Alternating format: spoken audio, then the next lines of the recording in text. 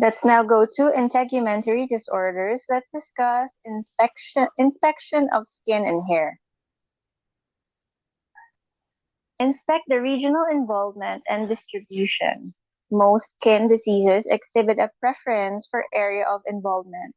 The structure, function, and physical nature of the skin in specific body regions are more favorable for some diseases. For example, opposing skin folds favor hidradenitis and candidiasis.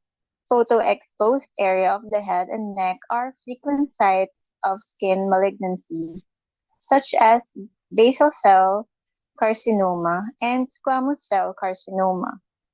Areas of heavy follicular distribution, such as the chest and back, are subsequently prone to folliculitis and cystic structures.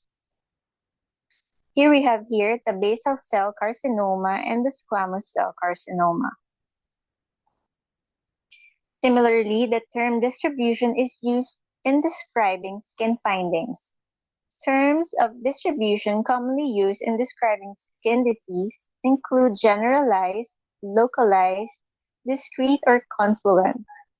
While not always as helpful as a regional approach, certain distribution patterns, such as the localized area of involvement in allergic contact dermatitis, are crucial characteristics of the diagnosis.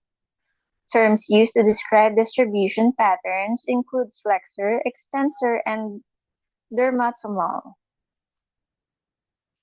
Inspect the hair. Observe color, texture, and distribution. If you find localized alopecia, assess for a scarring versus a non-scarring appearance. Scarring alopecia is caused by diseases that destroy and scar the hair follicles. Smooth, shiny, scarred areas on the scalp with no obvious follicle visible suggest deep inflammatory conditions where the follicles are destroyed, such as discoid lupus, erythematosus, and lichen planus. Non-scarring alopecia found in singular or multiple patches may represent hair breakage, as seen in traction alopecia and trichotillomania. Both result from manipulation. Unlike the breakage of hair seen in tinea capitis that is caused by a fungal infection, chronic conditions such as diffuse androgenic alopecia can develop insidiously during the second or third decade of life. With a telogen effluvium, a generalized hair loss, usually related to an internal stressor, evident hair loss begins 3 months after a stressful encounter.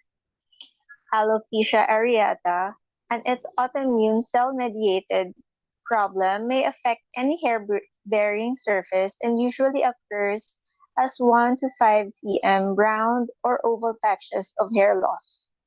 Unexplained patchy hair loss, especially at the occiput, should always be evaluated as a secondary finding of syphilis. Thank you for your attention.